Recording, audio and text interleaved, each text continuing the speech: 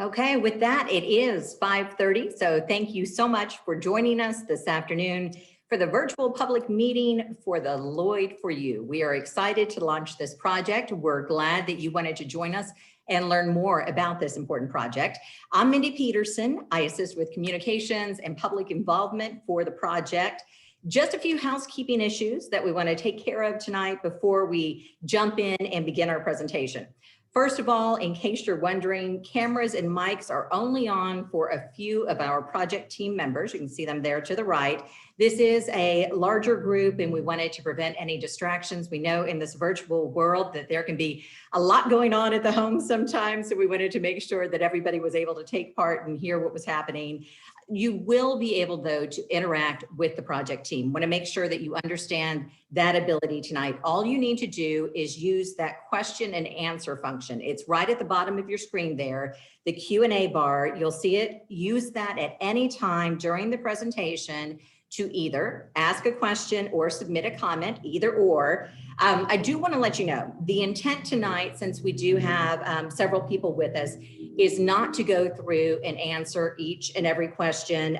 We're going to do that outside of this meeting. A lot of times we get questions that, quite honestly, they deserve a little more care and attention, and that's exactly what we want to give you. So we have your contact information when you registered for this meeting. That email is available to us. So what we'll do is take any of those questions that need a little more time and we will get back to you in very quick order and provide the answers that you're looking for. So wanted to make that clarification tonight.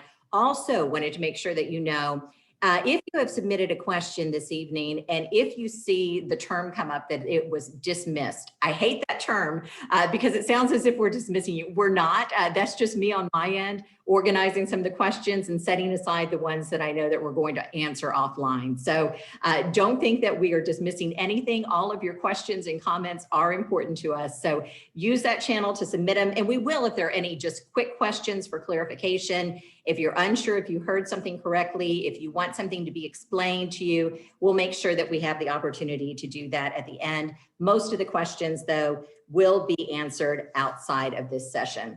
And with that, I'm going to turn things over to Brian Malone. He is the NDOT project manager, and I know he wants to give a quick welcome to the group. As Mindy said, I'm the NDOT project manager for the Lloyd projects. Fairly large project, over $100 million in estimated construction cost. And I just want to thank everyone for attending today. I know this is not our preferred method of doing this, but anything the last year has taught us how to be extremely flexible when it comes to meetings. And I do want to say that while I'm not the smartest guy in the world, I know to surround myself with smart people and they make me look better. So I'm going to send it back to Mindy, one of the smart people. Thanks, Mindy. I will take that, Brian. Thank you very much. And I will echo what you said. It's a shame that we don't have the opportunity to always be in person. We will have a couple of opportunities later this week. We have a lot of steps that we're taking to make sure that we're keeping folks safe. And we do want to try to have some contact and provide some of this information. We'll go through that a little bit later on. There are a couple more folks that I want to introduce you to because you'll be hearing from them later in the project. So Jeff Whitaker is the consultant project manager. He is with Lockmuller right here in Evansville. And Toby Randolph, he is lead designer with Parsons, and they're going to be joining me in just a little bit and share their insights on the project. Okay, so what do we want to talk about tonight? What we want to do is really provide you with a really strong overview of what we're talking about when we say the Lloyd for You. This is a relatively new project. We've launched it late last year, and we started using that term, the Lloyd for You. You guys may start hearing that, but you may be wondering, what is that? What does it include? What does it mean? How is that going to impact me? So we want to answer those questions for you tonight. We're going to be talking more about alternative intersections. So these are terms that when we start talking about them, they may be a little bit new to you. The concepts, though, are not new. What we're going to do is take some time tonight to give you a better idea of what we're talking about. And really what we want to do is let you know why these concepts are going to serve us well here and why we think they're going to work well. We will outline the planned improvement projects. As Brian said, it's more than a dozen, so we're talking about significant improvements all along the Lloyd, and we'll talk about next steps for the project. And of course, we want to make sure that you know how to stay in touch and follow what's happening with this project. So let's start with that project overview. Okay, when we are talking about the Lloyd for You, we are talking about it as one project. Really though, it's several projects bundled together. What we're talking about are more than a dozen improvement projects. They extend from one end of the county to the other end of the county, go all the way from Posey County Line Road to Cross Point Boulevard. So we're hitting a lot of the Lloyd there. These are substantial improvements, as Brian mentioned. NDOT is planning to invest more than $100 million to help make the Lloyd work for you. That means making it safer, making it more efficient to navigate while maintaining access to businesses and homes. So a lot of exciting things happening here. When we're talking about the improvement projects, and we'll go into more detail later, we're talking about improvements at several intersections, bridge replacements, pavement replacement, and more. Lots happening here. We're going to bring up a map, and there's a lot of information to see on your screen here, a lot to digest because we're not going to spend a lot of time on it. But what I will tell you is this is outlining and pointing to all of those improvement locations. So you can just see the broad scope of this work here. You're also going to see some information there. Is it a major improvement? Is it a minor improvement? This map and all of the information that we're covering tonight is available on the project website. So this just gives you an idea of how broad this project is. For more of those specifics and that deeper dive, we're going to give you more details tonight, but I would encourage you, check out the website and you're going to find a lot of information there. Let's talk about the big picture. This is the important stuff because you need to know big picture, what are we talking about? What is really happening here? First of all, I do want to say it is early in the process. There still is a lot of work to do here. We are sharing graphics and design concepts, but that work is continuing. Preliminary is a key word here. Public input is very important. It always is. That's why we hold these meetings. And we want to let you know that what we're doing in planning, as we hear your good thoughts, that all makes a difference. Sometimes you tell us stuff and you give us information that we may not have considered. So you're giving us more to think about. So that's all good. That's all just helping make this a better project. We know how important the Lloyd is to Evansville and the many businesses that are along the Lloyd. We're also talking to city and county officials and to business owners throughout this process. And you can always share your feedback with the project team. That's not just a tonight thing. We'll tell you more about how you do that. And we will have more public meetings this fall. That's our next touch point. So we have information we're ready to share tonight. We'll have even more detailed information ready for you this fall. That's when we'll be working on these designs and bringing you more information. So what is happening now? The short answer is quite a bit. Traffic analysis is underway, and that's to get a better sense of how many cars are using the Lloyd, when. Maintenance of traffic plans. These are very important. That's figuring out how to construct these improvements while maintaining access and keeping traffic moving. That's extremely important to everybody. We know how important that is. This project is divided into two phases. We'll have some timelines that we will share with you later in the presentation. But big picture, we did want to highlight this early because whenever we have these updates and we start talking about new projects, people always want to know when. And when they ask when, they want to know, when are you moving dirt? When is the work going to start? So this is important here. Phase 1 construction is expected to start in spring of 2024. Phase 2 construction is expected to start in spring of 25. So we do have some time here. We have some time to talk about these concepts that are being introduced tonight and to understand how these improvements are going to work and how those improvements are going to work in Evansville. When we talk about the project purpose, this is important. Before we dive in, we want to sum up what this project really boils down to, what it's all about. The easy way to say it is the tagline that we've adopted there, and that's making the Lloyd work for you. It is a key connector for the city, Traffic doesn't always flow as efficiently as you would like. We know that there are some issues. Those are the issues that we want to address. The Lloyd for You is all about improving safety, improving mobility, and maintaining that accessibility. These are very common themes that you're going to hear about tonight because they're very important.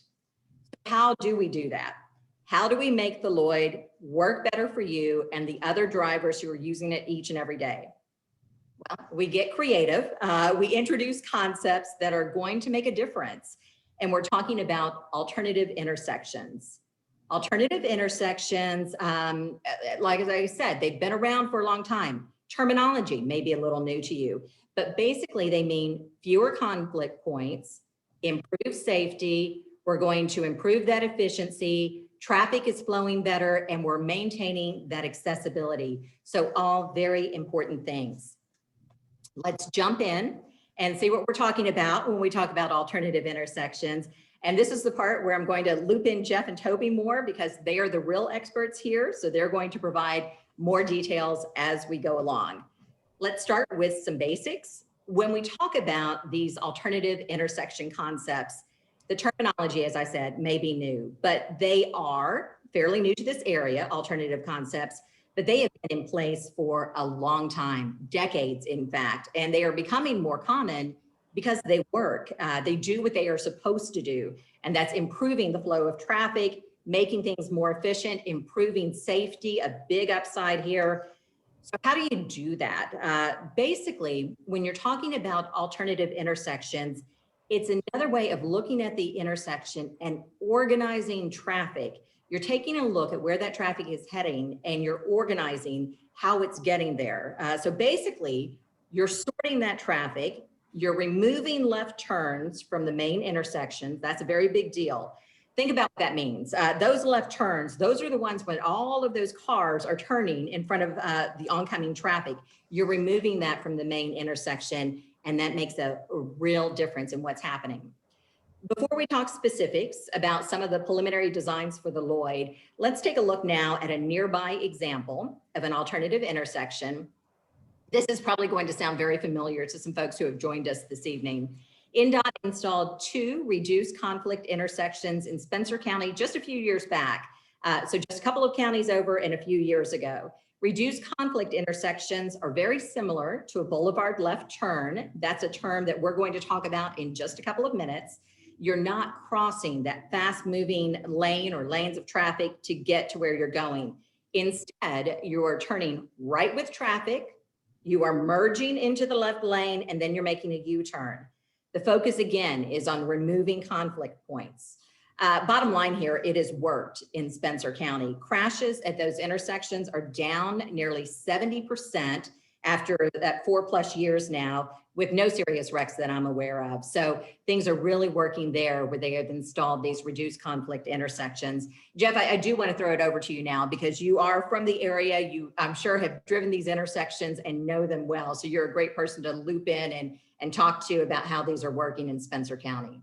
Right, and there again, I'm sure that a lot of people in the area have driven out in this area. I myself go to Lincoln State Park and see my uncle, so I'm driving this road a few times during the year itself. And there again, this is a great intersection that they've come up with, or a different alternate that they've come up with here at this intersection. I was actually talking to one of our co-workers here the other day, and he said that he was lucky enough to be on the side of the road talking to a sheriff about some stuff. And one of the things that popped up was he was talking about how these intersections really have reduced the crash area in this area. There again, since they've been installed, there has been no major crash that has taken any lives. So here again, this is one of those alternate type of U-turns that really work well in this area. Perfect. Thank you. Appreciate that. Okay, so what are some of the plans for the Lloyd? You're going to hear the term displaced left turn.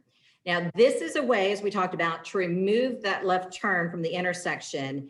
And really, when you do that, you're removing the need for a left turn signal at the intersection. It may sound a little bit complicated. We're going to show you, though, a very short video that's probably going to be very helpful. It certainly helped me in understanding how this concept works. Basically, what you're doing is you're moving traffic that is turning left and you're moving it to the other side of the road. That's going to happen with a traffic signal, and that happens before you ever get to the intersection. So again, it's that organizing that left turn traffic, and you're organizing it to move with traffic on the Lloyd.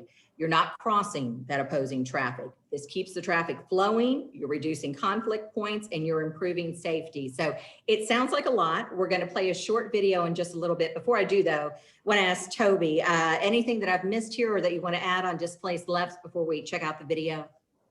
Yeah, two things I want to highlight here is like Mindy said, the left turn phase is removed from the main intersection.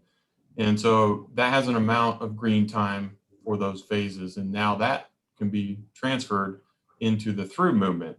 So you're increasing the green time for your through traffic. And then that left turns will go at the same time as the through movements. And so that helps with the capacity. In other states, studies have shown 30 to 70% improvement in traffic capacity through intersections like this. And so that is one of the, meeting one of our goals here. And the other one is safety.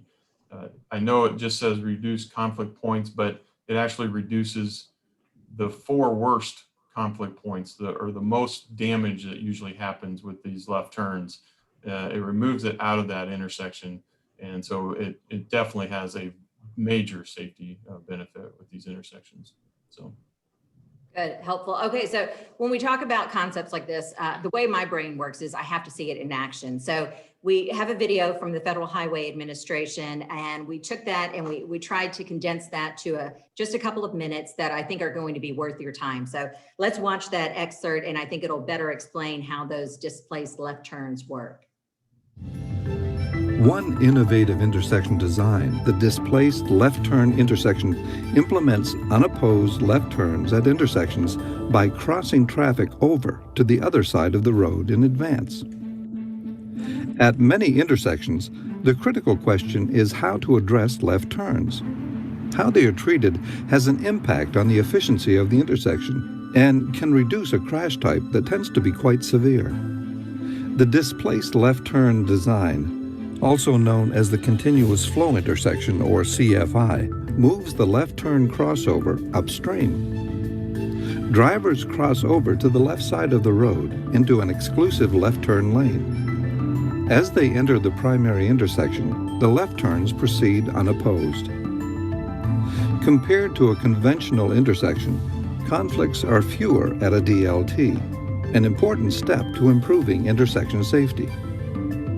Conflict points are reduced from 32 for a conventional intersection to 28 for a full DLT. Additionally, the DLT design allows left-turning traffic to move simultaneously with through traffic, resulting in significant operational benefits. Studies show this increases capacity as much as 70%. The big, outstanding benefit is capacity. Signs and pavement markings inform and guide drivers as they approach a displaced left turn intersection. Traffic signals are easily synchronized, resulting in improved efficiency. A DLT is terrific for signal timing. It allows us to reduce the cycle length, so it reduces the red time for everybody.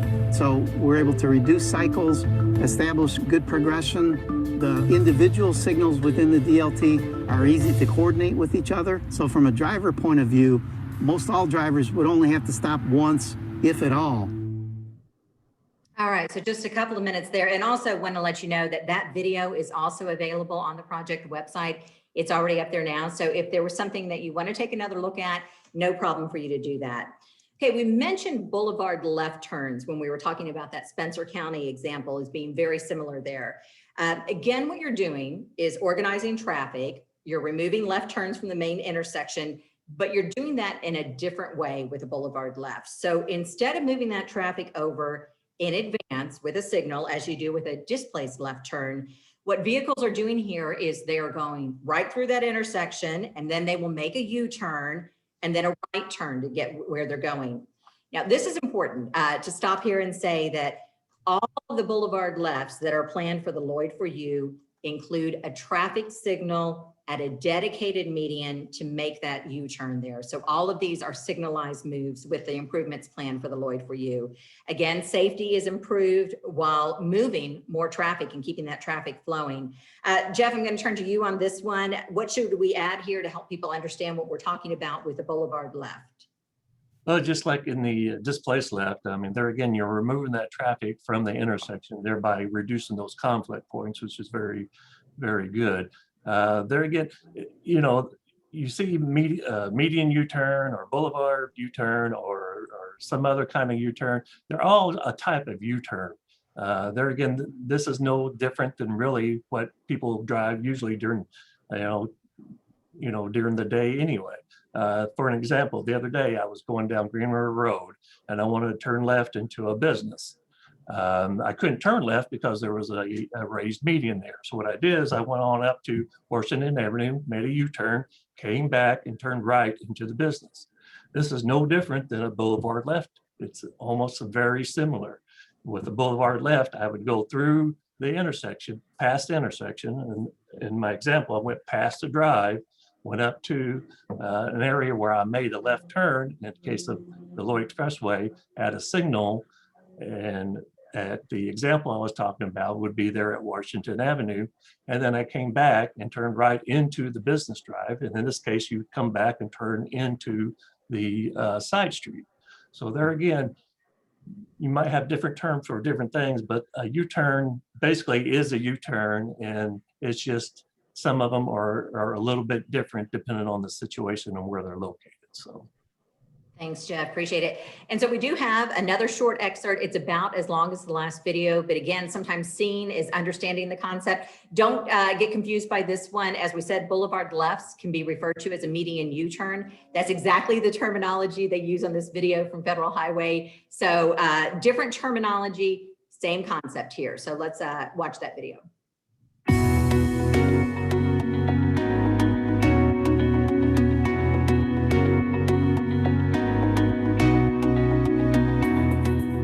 One innovative intersection design, the median U-turn, mitigates the risks of the left-hand turn. The driver passes through the main intersection and proceeds to a median opening, where the driver makes a U-turn followed by a right turn. Alternative intersections are worth considering because they deliver more for less. They get more cars through the same spaces than a conventional intersection, and they deliver better safety than a conventional intersection. At many intersections, the critical question is how to address left turns. How they are treated has an impact on the efficiency of the intersection and can reduce a crash type that tends to be quite severe. The left turns at the intersection are the highest risk turns. So if you can eliminate those, you're significantly eliminating those higher risk turns and the number of conflict points at those intersections. The median U-turn treatment involves the elimination of the direct left turns at signal-controlled intersections from major and/or minor approaches. To make a left at a median U-turn, the driver passes through the main intersection and proceeds to a median opening, where the driver makes a U-turn followed by a right turn. Guide signs are provided and inform motorists as they approach the intersection. The median U-turn can reduce the number of signal phases at the intersections, in some cases by as much as half, resulting in significantly improved efficiency. Studies have shown a 20 to 50% increase in capacity. By reducing the number of conflict points, the median U-turns result in safer intersections and roadways as compared to conventional signalized intersections.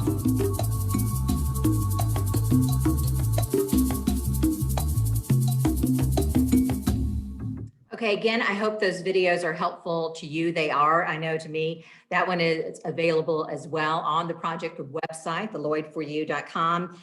Those are the alternative intersections that we're talking about that should really help the Lloyd work better for you, improving flow, efficiency, safety. You're going to see one more term this evening, and that's a hybrid solution.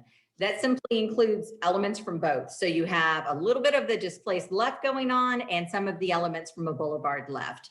And the reason that a hybrid solution is being used is because of that intersection where it is. So it may be that it's proximity to ramps. It could be how close it is to other roadways, other factors that mean a combination of the elements work best together. So these are elements that are working in tandem to improve the intersection and how it performs. And again, it's better performance, improved safety, reduced wait times that we're talking about here.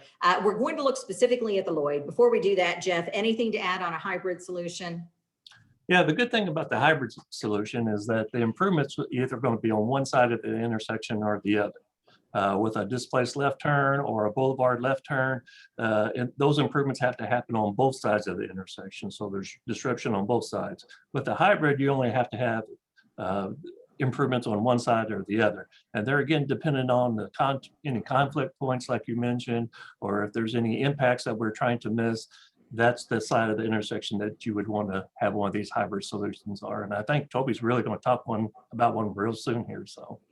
Absolutely, that's what we're jumping into. Before we do that, as a whole, anything, Jeff, that we wanted, I think we did a pretty good job of trying to let folks know what these alternative intersections are and how they would function. Anything that we should cover before we jump into the specifics here for the Lloyd? Well, there again, I think you go back to looking at the displaced left and compare it to the boulevard left turn. I mean, both of those act exactly the same. They get those, cars away from the intersection for those left turns. They are available for a longer signal time for the through movements so that those turn movements happen at the same time. And there again, there is a good safety record with these intersections. Here again, not in this location area. We haven't seen these really here yet, but in other states like Utah and Virginia and Alabama, you see those more popping up more frequently. So. All right, let's talk about the Lloyd then and planned improvements. I will say that we are not going to go through these intersection by intersection. All of this information is available on the website. Also a common theme tonight that you're hearing from me, but it gives you a chance to take a closer look, spend a little time with those, look at the graphics and see what's going on. But we do want to call out some of these projects and we want to talk about them also as a whole and where we're talking about making some of these improvements. We're going to start with Crosspoint. That's because it's a bit of a one-off here, and that's because there are still two potential solutions that are under consideration. Going to throw it over to Toby, who's going to walk through both of those with you. Yeah, we have two solutions that we're looking at here. One is the hybrid solution. And what this hybrid solution has is the eastbound to northbound left turns are the displaced left west of the intersection. And the westbound to southbound left turns are the boulevard left turns.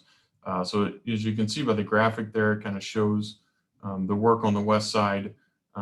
That the westbound to southbound would come through the intersection at a U-turn there and then be able to go down south. So the main reason to this option, and this is the preferred option from the original corridor study, is because of the proximity to the I-69 ramps.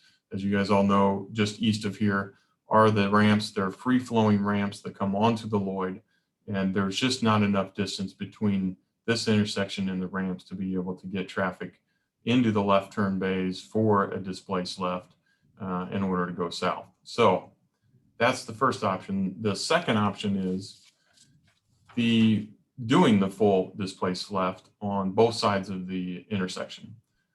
So this is, but what would this require would be ramp modifications to the I-69 ramps. So you can see the layout there, both the lefts, displaced lefts at Crosspoint, but the southbound exit ramp from I-69 would need to be modified and no longer free flowing. It would need to be probably a T with a signal there in order to get traffic onto the Lloyd and then be able to weave over and get into the light for the westbound displaced left. Same thing on the I-69 southbound entrance ramp. It will still be free flowing, but the geometrics require it to move east to get away from the displaced left signal for the westbound. So if you guys are aware of the Epworth project on the other side of the interstate, this is a very similar layout to this. So we're just starting the traffic analysis on both these options. We're going to evaluate not only traffic, but any safety concerns, any cost differentials, and kind of the whole functionality of the corridor, because this option here adds another signal at the I-65 and southbound ramps. Maybe that's not what the corridor needs. We don't know yet. So we're studying it, and we hope to have an answer here this fall for you. All right, appreciate it. Thank you. So we talked about dual displaced lefts. That's moving that left turning traffic over to the other side of the road in advance of the intersection. That's happening with a traffic signal.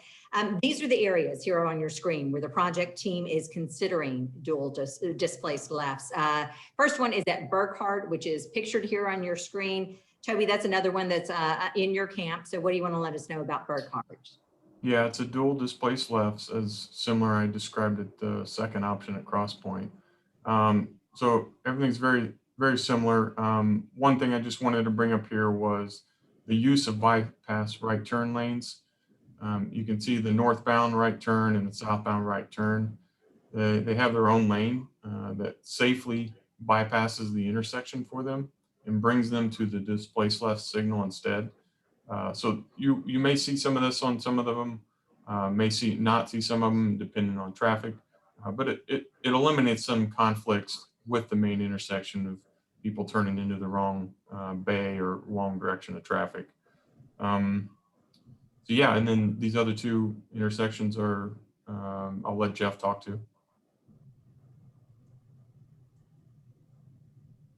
Yeah, so basically out on the west side at Red Bank Road and at Bathing Camp Road, we're looking at something very similar to these, almost exact duplicates basically.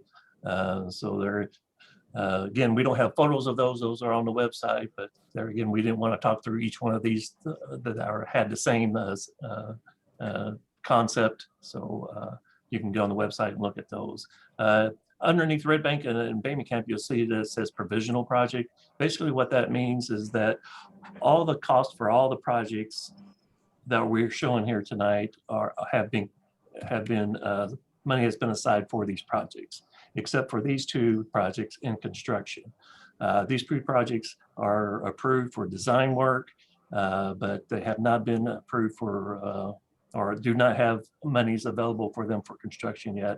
They're over there in the hopper just waiting for the next load of money to come in so they can be funded. So there again, we will include these as a part of our design work. So. All righty, and then we're going to move ahead. Jeff said earlier that Toby would be talking about a hybrid solution in just a few minutes, and now is the time that happens at Stockwell. Toby, what's happening here? Yeah, Stockwell is a hybrid solution. And this has the eastbound displaced left, the eastbound to northbound movement will be the displaced left. And then the westbound to southbound movement will be the boulevard left turn. And as most would imagine, it's because of the Green River Road entrance ramp. There's no physically way or geometrically way to get people on from that ramp and into the westbound boulevard left. Or I'm sorry, the westbound displaced left turn on the east side of the intersection, if that were the case. So this is our option. And then also, if we were to do that work on the east side, it would impact John Street, and right-of-way impacts because of the width, as close as John Street is to that. So the traffic analysis is ongoing. We're finding that both options, or if you were to do a full dual displaced left, the operations are the same for this hybrid solution as well. So. Okay, and then there are several minor improvements as well. So if you remember that map that we brought out early in the presentation, you'll see those locations. When we say minor improvements, we're talking about things like improving signal timing, restricting turn movements, extending some lanes.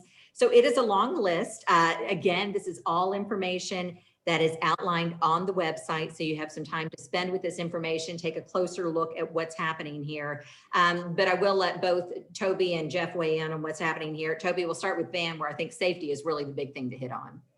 Yeah, this is truly a safety improvement here at Van Avenue. They found that the proposed project will remove the signal and make Van Avenue a right in, right out on both sides of the road. As you guys know, this is, the the last signal on this stretch for eastbound is Wabash, and it's 4.5 miles away. So people are coming down a free flowing freeway. They come up over the top of Bakey and have a very short distance to realize that there's a stoplight there. So there's a lot of rear end accidents there. So this would eliminate that risk there and basically move. The first signal for them would be Stockwell, which a lot more distance from Bakey, flatter, visual sight distance is improved, and it's a much safer location for the first signal on the Lloyd. So I'll let Jeff talk to the other ones. Yeah, so there again, moving to the west side, you have Wabash Avenue, St. Joe Avenue, and Rosenberger Avenue. And here again, kind of like Mindy said, you can get on the website and look exactly what we're doing. But I did want to look at key things here is that we're improving the length of the turn lanes. They're going replacing the signals, having the signals connected to each other so we can get that timing better so the flow of traffic can move a little better than what it does now. The main thing I would really wanted to hit on here was Rosenberger Avenue. There's a lot of rear end collisions on Rosenberger Avenue as you're going westbound coming up to that intersection. And one of the reasons being is that in peak times, the Rosenberger kind of backs up a little bit. And as you're coming from downtown going westbound, you come up and you go over that CSX railroad and boom, all of a sudden there's traffic right there. So if you're not paying attention, that's when a lot of these rear end collisions happen. So what we're looking at doing is flatten that hill up there over the CSX railroad to be able to give you more sight distance for people to be able to stop a little quicker or pay a little bit more attention to what's going on, can see further down the road. So that was one of the key things I wanted to talk about Rosenberger. That's helpful too, to get a little better understanding of what's happening. The next slide we're going to talk about, there is quite a bit happening at Barker and Eigelhart. What we're calling this is an intersection modification. Lots of things fall under that. Jeff, there's a pretty long list of things that are happening here. Do you want to kind of give us a better understanding of what to expect? Yeah, I'll try to go through some of these. I might not hit all of them, but there again, they're on the website and everything. And there again, Mindy called this an intersection improvement. It's more of a kind of interchange. You got to remember that, this section of road down through here was built back in the 50s and 60s. So there again, I think they kind of built this pseudo interchange to accommodate to lessen the impacts of the area. So some of the things that we're going to be looking at is, at this intersection / interchange is, let's look on the left side of Barker Avenue on the top there. You can see that the loop ramp on that left side is shaded green. That means that we are going to go ahead and remove that loop ramp. The radius on that loop ramp is very small. The speed of that ramp is very small. And as you're coming off Lloyd Expressway, it's hard to decelerate and turn in there. So what we're going to do is take all that traffic and put it on the right side of Barker over on that ramp. So you will exit off Lloyd Expressway, come up the ramp to Barker Avenue. At that point, we will go ahead and realign that intersection up there. We'll go ahead and have two lanes up there. One will be a through right lane and one will be a left turn lane designated. Thereby that ramp will handle any kind of traffic that was on the loop ramp itself. The other big improvement I think out there that we're really looking at is on the bottom screen. You can see kind of over in the top right where that ramp comes off Eigelhart and comes down and enters the Lloyd Expressway. There again, that distance for that people coming off that ramp to get onto the Lloyd Expressway is very short. There's not enough room right there for those people to accelerate and then merge into the Lloyd. And what we want to do here is move and shift that lane all the way down just on the other side of Ingle and then have it go into Corbiere. So there you got people coming off of Eigelhart onto the Lloyd Expressway, and you have people from Lloyd Expressway coming off and wanting to get onto the Corbiere exit, thereby giving them more room to move in and out and accelerate and decelerate as that movement happens. The only other thing that we're really looking kind of at this interchange is on the south side, is to go ahead and improve that south side ramp a little bit more, give them a little bit more deceleration length as you come up and come off that the expressway there. So that kind of wraps up that interchange. There again, there's a lot going on there.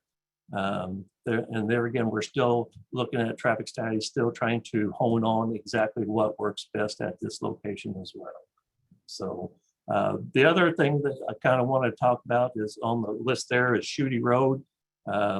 There again, we're looking at improvements further past Bamey Camp Road. We're looking at Shooty Road, and those improvements are still trying to be developed. Our design team will start looking at those here in the near future to come up with different options of what would work best at that location. And when we look at Shooty Road, we'll go ahead and look at Fellstead Road and Middle Mount Vernon Road, because all those streets right there, intersections are close together. So that kind of takes care of those intersections and improvements and everything. Now, the next thing I really want to talk about is improving the Lloyd pavement. And as everybody knows, this probably needed to be done for a few years now, and NDOT has done their very best to put Band-Aids on it and resurface here and there. And after, you know, you gotta remember, these projects were built back in the 50s and 60s. So this pavement has really gone beyond its life expectancy. So in the first phase, as Benny had talked about, they're going to replace all the pavement from Rosenberg Avenue all the way to Wabash Avenue. And then on the next slide, you will see that in phase 2, we're going to replace all the pavement from the County Line Road in Poseyville all the way over to Rosenberger Avenue. So there again, for everybody that travels on the west side, this will be a great improvement, I think. So with that being said, the next thing that we're going to be looking at is bridge replacements. With all the pavement replacement, with all the intersection replacement, we want to go ahead and upgrade the bridges so that they'll be on the same maintenance schedule as well.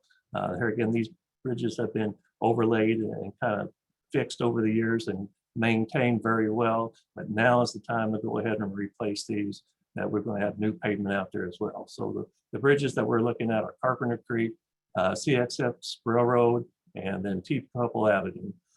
The other bridge is the pedestrian bridge. It will be replaced as part of this project, and that pedestrian bridge is down there by Limke Avenue.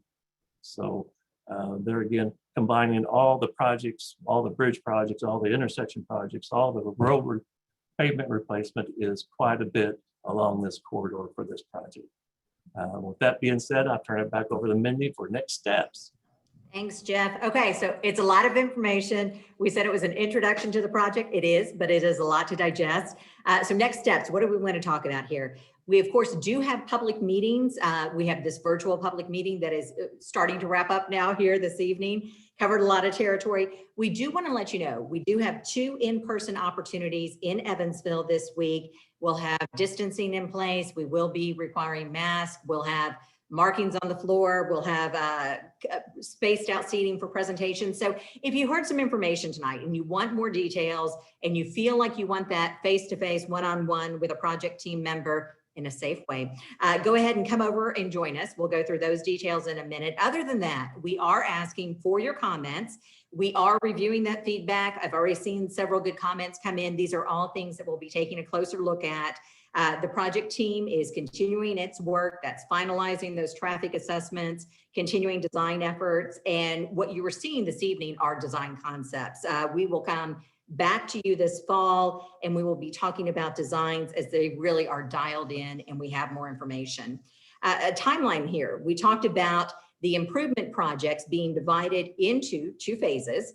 So when you look at this timeline on this next slide, phase 1 extends from Rosenberger to Cross Point. We will be sharing more information this fall. We will be working toward a public hearing that will happen the following summer. And then we're talking about construction beginning in spring 2024. So that hits some of the highlights for you. The next phase, phase 2, is going to take you from Posey County Line to Rosenberger.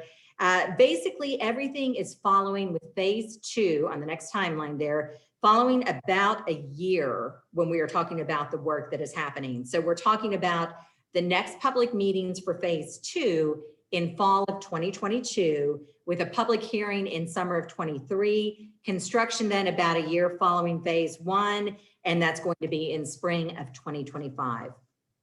So we have given you a lot to digest tonight. How do you stay on top of what's happening here? Well, it is pretty easy to follow our progress. All of this information covered tonight, the maps, the graphics, the timelines, the videos, they are all on the project website, theloyd4u.com. We will also post a recording of this meeting tonight. We're going to do that at the end of the week. We're going to wait and get through our week of meetings, and then we will be posting the presentation, a live recording of what we've talked about tonight, the boards that we will have at the public meeting. All of that information will be on the website. Also, if you are on social media, give us a follow us on Facebook, follow us there on Twitter. Lots of good project information, and that's going to help to make sure that you stay informed about what's happening with this project. And when we are hitting these public touch points, you're always going to have that advance notice. Let's talk about questions and comments, since we are getting to a portion of wrapping up this meeting. You were using this evening that Q&A function to submit your questions. And again, I've seen several good questions, very good comments with a lot of substance behind them that have already come in this evening. As I said earlier at the top of this meeting, don't be discouraged if it says I dismissed it. It's only because I'm organizing those for additional looks later on. So nothing is being dismissed. We have all of those comments. We have all of those questions that have been asked. We are not going to do those in a live forum tonight. We've taken quite a bit of your time already. We do want to have a little more time to give those questions and comments the time and consideration that they deserve. If there is a comment or question that needs a response, we do have your email address that was linked to your meeting registration, and we'll be in touch with you. And I mentioned those 2 in-person meetings. So if there's anything that you heard that you want to follow up on in person, or maybe you have a neighbor or a friend and you want to say, hey, did you guys know this was happening? I took part in this virtual meeting. Well, they have 2 chances to see us in person. It's the same presentation. We're going to cover the same information. We'll be at City View at Sterling Square on Wednesday, tomorrow, and we'll be at Crescent Room at Milestones on Thursday. Both of those meetings, we've extended the time. They're longer than what we would traditionally do. And the reason why we've done that is to make sure that we're giving people the time they need and the space they need to safely review materials. So we will be at those locations from 4:30 until 7 o'clock. We will be having a presentation at 5 o'clock if it's needed. And if we have another crowd that moves in, we'll have another presentation at 6. We just wanted to make sure and make those accommodations since we're not able to have as much space as we would like there. Other than that, we do want to raise a couple of things here. As you submit those comments and questions tonight, here's some information to keep in mind. Take a look at this map on your screen. There are some areas where some permanent closures are possible, and those would be closures that would be happening to really address safety concerns. So what the project team is doing is it's gathering crash information, it's taking a look at traffic counts. This is all information that is going to help us better understand the issues at play here. But when you look at those intersections here on the next slide, take a look at those locations. Here's the list. What we're asking for from the public is to weigh in on these areas. As we talk about spots where we may be talking about permanent closures, we certainly want to know, what are your thoughts? We're looking at the information, we're looking at the traffic counts and the crash data, but we want to know, is there something else that we need to think about? Is there something we may not be considering, something that we're missing? So make sure and include those comments and questions specific to these possible closures as you submit any comments and questions tonight, and let us know what's on your mind so that we can make sure and take that into consideration as well. Other than that, I want to let you know about questions and comments. There's a good chance you may have some that don't come to you in the next few minutes after you leave us tonight. So our contact channels are with INDOT4U, a fantastic team there. They will either answer your question right away. All of the contact channels are listed right there on your screen. They're also on the website. Or if INDOT4U cannot give you an answer right then and there, they're going to reach out to the project team and make sure that you get the information that you need to get a response to your question. So that's a great way to stay in touch with us and let us know what you are thinking. All of the comments here, we are going to take into consideration. We're going to make sure that we give those some time, get you the answers that you need. But there are a couple of things that probably are top of mind. So we're going, before we call it a night and before we wrap up here, we just want to hit on a couple of things. Jeff, I think there are probably, when we talk about projects, we talked about earlier on, people always want to know when's it going to happen, but they also want to know, how is it going to impact me? And I think that is a question that is being asked from a business and homeowner perspective, and that's a question that's being asked from the perspective of drivers. So let's hit on both of those before we wrap up, because that might give people some of the information they need. When we're talking about right-of-way and impacts and potential impacts, where are we in the process? Here again, we're just now getting finished or completing or trying to complete our traffic analysis. We're just getting kind of in the mix of those. There again, these are concept drawings. Once we have a definite a path of what these are going to look like and everything, then we'll put pencil to paper and get some of the designs done. And there again, at that point, we'll determine what kind of impacts we'll have as far as right of way and different things like that. And we're probably looking for this first phase, like I said, from ROSENBERGER all the way out to Cross Point. That will probably be somewhere around this fall sometime, where we have a better understanding of what those impacts are going to be. Maybe even a little later in the year, maybe sometime during this winter, but sometime later this year, we should have that information. And then from the POSEY County line up to ROSENBERGER, that phase 2, that will proceed in about a year from that time as well. So there again, those two projects are offset by a year, so that you would expect that to come the following year as well in that time frame. And All there right, again, very good. Maintenance of traffic, yeah. There again, as part of the MOT and everything, the maintenance of traffic, I know, is a big issue for everybody, and not just the business owners or anybody else in that area, because there again, this is the big thoroughfare through Evansville. There again, this fall we will have some preliminary MOT schemes at that point, and then there again, after we have those, we'll get back with our stakeholders and then the public and get some input back from them before we actually finish up those plans. So there again, this fall and this winter is when we're looking at all that information. Good enough. Thank you, Jeff. Okay, so what we're going to do now is one, I'm going to say thank you very much. Thank you for taking the time to join us this evening. Realize that days are busy and sometimes they're awfully short, so we appreciate you spending the time with us. Also, thank you very much for the thoughtful comments that you have submitted so far. We will certainly be taking a closer look at those. And the other thing that I want to add before we sign off here, sometimes it takes a while to type out those questions and comments. It takes a while for them to be top of mind. So we're going to keep that question and answer window, keep this open. We're going to sign off. We're going to turn off our cameras, but we're going to keep these channels open for about another 5 minutes, so that if there's something on your mind, you're not having to follow up and look for those contact channels. You're able to get that information to us tonight. So I will say thank you very much for joining us. Check out the website, theloyd4u.com, to see all of these materials, see that detailed information. And if you want to take the next 5 minutes or so, we will have that question and answer channel open for you to submit any additional questions or comments that you may have. Thank you so much. We appreciate your time.